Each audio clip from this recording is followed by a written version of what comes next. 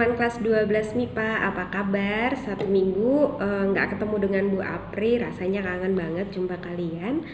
Oke, teman-teman, pada bahasan ini atau bab kedua kita akan bahas tentang materi genetik. Nah, apa sih materi genetik? Nanti kita akan bahas, kita ulas satu persatu ya, untuk komponen-komponennya. Nah, sebagai pengantar, yuk coba teman-teman cermati gambar si bapak sama si anak ini. Oke, Bu Apri tayangkan. Kira-kira apa saja sih yang mirip dari si bapak sama anak ini? Oke, teman-teman bisa jawab dalam hati ya, nggak usah japri Bu Apri. Nah, kedua orang ini memiliki kesamaan atau mirip gitu ya.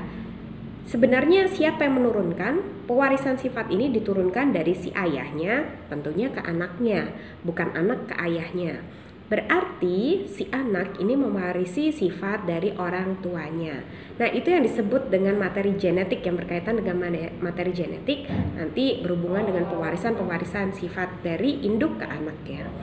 Nah, yang pertama kita akan bahas berkaitan dengan DNA. Tentunya teman-teman tahu fungsi DNA adalah sebagai pewarisan sifat. Di mana sih letak dari DNA? Salah satu organ inti pada sel itu adalah nukleus. Di dalam nukleus itu nanti terdapat komponen kromosom. Nah, di dalam kromosom itulah yang akan menyimpan DNA sebagai kode-kode gen kita. Nah, untuk DNA sendiri itu memiliki struktur yang disebut dengan double helix atau spiral ganda. Teman-teman bisa lihat di gambar yang Bu Apri tayangkan, ini struktur dari DNA-nya. Nah, struktur dari DNA ini terdiri dari yang disebut dengan nukleotida. Nukleotida terdiri dari beberapa hal, yaitu fosfat, gula, dan basa. Fosfat, gula, dan basa itu disebut dengan nukleotida atau komponen nukleotida. Gitu ya, jadi fosfat, gula, dan basa. Hati-hati apa? Cermati gambarnya. Fosfat selalu mengikat gula, gula selalu mengikat basa. Nah, basanya ini nanti ada yang disebut dengan basa pasangan. Jadi, basa dari DNA terdiri dari dua, yaitu basa purin dan basa pirimidin. Basa purin dan pirimidin ini selalu berpasangan. Komponennya apa? Kalau basa purin terdiri dari dua komponen, yaitu adenin dan juga guanin atau A dan G. Oke. Sedangkan pirimidin komponennya adalah sitosin dan timin atau C dan T. Nah, tadi Bu Apri sudah sebutkan bahwa purin dan pirimidin selalu berpasangan. Basa aja berpasangan kalian, oke lah. Nah, purin dan pirimidin ini selalu berpasangan. Pasangannya apa sih? Nanti pada struktur pemasangan gen-gen, adenin selalu bertemu dengan timin, A dan T. Sitosin selalu bertemu dengan guanin. Tidak boleh terbalik. Karena kalau terbalik nanti pasangan dari gen-gennya sudah tidak sama. Kalau nggak sama jadinya mutasi atau perubahan susunan. Nah, nanti kita bahas itu lebih lanjut. Kemudian antara kedua basa purin dan pirimidin itu ada ikatan yang disebut dengan ikatan hidrogen. Nah, ada salah satu pasang basa yang ikatannya 3 rangkap, ada yang 2 rangkap. Nah, teman-teman bisa lihat di gambar ini. Untuk adenin dan timin ini pasangan yang memiliki ikatan hidrogen 2 rangkap.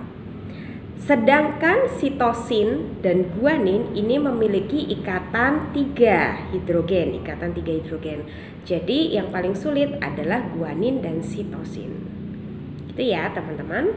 Nah, kemudian yang akan kita bahas selanjutnya adalah mungkin teman-teman di kelas 11 pernah Bu Apri ajari atau Bu Ratna ajarin bahwa DNA yang ada di inti sel nantinya itu nanti berfungsi untuk mencetak gitu ya ribosom keluar lewat nukleus, pori-pori nukleus menuju retikulum endoplasma gitu ya untuk membentuk suatu protein.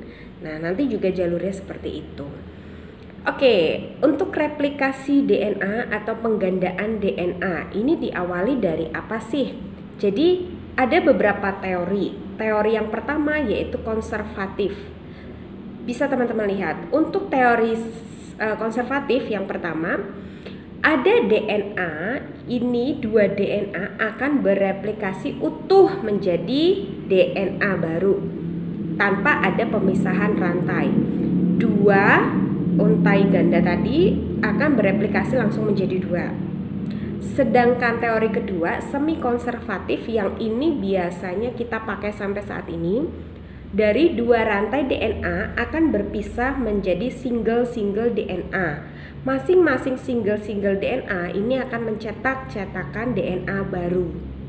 Ketiga, ini ada teori dispersif, yaitu dari dua rantai DNA akan mengalami fragmen-fragmen atau potongan yang kemudian masing-masing fragmen akan memanjang dan membentuk DNA baru atau segmen DNA baru. Nah, yang kita pakai adalah teori semi konservatif, yaitu dua rantai DNA atau double helix tadi nanti akan terpenggal jadi dua, single helix dan single helixnya itu akan membentuk DNA baru.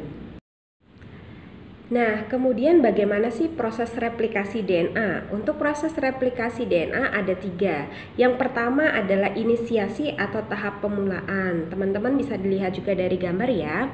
Jadi, jika dua rantai DNA atau double helix tadi, struktur DNA yang isinya nanti teman-teman bisa cermati, sebenarnya isinya adalah basa adenin pasangan dengan timin, guanin, sitosin dan seterusnya, itu kode-kodenya. Nah, mereka berdua harus dipotong. Artinya double helix kan harus dipotong menjadi single helix. Nah, pemotongan ini dilakukan oleh enzim yang disebut dengan helikase atau pemotong. Tugas enzim ini adalah memotong ikatan hidrogen yang tadi ya sudah Bu Apri jelaskan di awal. Ketika helikase memotong rantai hidrogen, di belakang helikase itu akan diikuti oleh protein yang disebut dengan SSB. Nah, protein SSB ini membuat stabil agar rantai di belakangnya tidak menyambung. Jadi helikase motong, SSB menstabilkan agar rantainya terus terbuka. Sampai mana? Sampai SSB-nya lepas. Ketika lepas berarti rantainya cukup sampai di situ. Jadi untuk proses pertama inisiasi yaitu dibantu oleh enzim helikase pemotong dan juga protein SSB untuk penstabilan daerah pemotongannya. Nah, baru nanti akan terbentuk semacam kayak garpu gitu ya. Di ujung sempit, di bagian lainnya terbuka, seperti itu.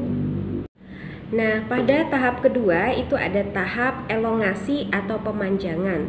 Setelah rantai DNA terpotong jadi dua, otomatis pasangan basa purin dan pirimidin terpisah. Misalnya A dan T dipotong, maka A terpisah, T terpisah. Logikanya mereka akan membentuk pasangan baru sesuai dengan pasangan basanya. Misal A dan T terpisah, maka A replikasi DNA barunya akan T.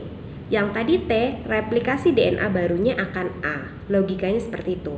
Jadi ketika dipotong rantai ikatan hidrogennya, misalnya ada struktur A, T, C, G, ya maka akan membentuk ikatan baru sesuai pasangannya. Nah, maka ketika DNA tadi terpotong, ada enzim yang berperan dalam proses elongasi, yaitu yang disebut dengan DNA polimerase. Fungsinya adalah untuk memasangkan basa yang sesuai pada DNA baru. Nanti teman-teman sembari tolong dibaca pelan-pelan PPT Bu Apri ya. Jadi DNA polimerase tugasnya adalah berfungsi memasangkan DNA baru, pasangannya yang sesuai. Nah, sebelum DNA polimerase ini bekerja, ini akan dibantu proses awalnya oleh DNA primase. Jadi primase ini bertugas untuk mengawali, baru dilanjutkan oleh DNA polimerase. Inilah yang disebut dengan proses elongasi atau pemanjangan. Nah, pada nanti sintesis protein ini ada rantai yang disebut dengan 3 ke 5 atau 5 ke 3. Kita nggak akan bahas ini, kita bahas nanti di belakang saja. Kemudian di dalam proses pemasangan ini juga ada terjadi proses DNA yang tidak bisa sempurna terbentuk atau yang disebut dengan fragmen pecahan atau fragmen Okazaki. Maka fragmen Okazaki ini atau retakan ini harus disambung dengan enzim yang disebut dengan ligase agar menjadi DNA yang utuh. Jadi melibatkan 3 enzim di sini untuk peristiwa elongasi, yaitu DNA primase untuk mengawali proses pemasangan basa. Yang kedua adalah DNA polimerase yang akan meneruskan pasangan basa. Ketiga adalah enzim ligase yang berfungsi untuk menyambung retakan DNA yang tidak stabil. Jadi atau untuk menyempurnakan DNA. Nah, kalau pada tahap awal pemulaan tadi, inisiasi ada enzim helikase memutus, sampai kapan sih bentuk dari putusan ini selesai gitu kan? Nah, pada tahap ketiga ini ada yang disebut dengan terminasi atau pengakhiran. Berakhirnya di mana? Ketika di depan helikase, misal ini helikase, di depan ini ada yang disebut dengan protein TUS, maka berhentilah proses pemutusan rantai hidrogennya. Sehingga helikase tidak bisa bekerja dan protein SSB pun jatuh. Nah, proses ini disebut dengan tahap pengakhiran dari replikasi DNA. Nah, teman-teman, intinya sebenarnya dari proses replikasi DNA atau penggandaan DNA intinya begini. Dari 2 rantai double helix nanti kan akan terpotong menjadi 2. Nah, ada yang disebut dengan rantai antisense, ada yang disebut dengan rantai DNA sense. Salah satu dari mereka ini berfungsi untuk membentuk RNA. Yang mana? Yaitu yang rantai sense. Jadi DNA sense ini akan berfungsi untuk membentuk rantai RNA yang akan kita bahas pada pertemuan minggu depan. Oke, teman-teman kelas 12, materi untuk materi genetik gitu ya. Cukup sampai di sini dulu. Kita sudah bahas beberapa hal. Di antaranya kita sudah bahas tentang komponen dari inti sel tadi. Kemudian DNA, kita fokusnya memang pada DNA, yaitu berkaitan dengan struktur dari DNA, terus komponen nukleotida, bagaimana DNA bereplikasi. Nah, cukup sampai itu saja. Untuk minggu depan kita akan bahas tentang RNA.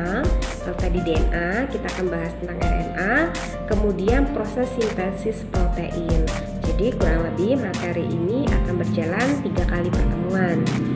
Nah, terima kasih sudah mengikuti pelajaran biologi. Semoga tadi bermanfaat. Jika ada pertanyaan, silahkan teman-teman tulis terlebih dahulu. Nanti ketika ada saatnya forum JIMIT bisa disampaikan, atau biasanya nanti Bu Apri minta teman-teman bisa untuk menjapri Bu Apri, nggak apa-apa. Tapi lebih enak saat forum JIMIT saja agar semua juga bisa mendengarkan jika ada suatu pertanyaan. Oke teman-teman, selamat menjalankan aktivitas, tetap sehat ya. Semangat, Tuhan memberkati.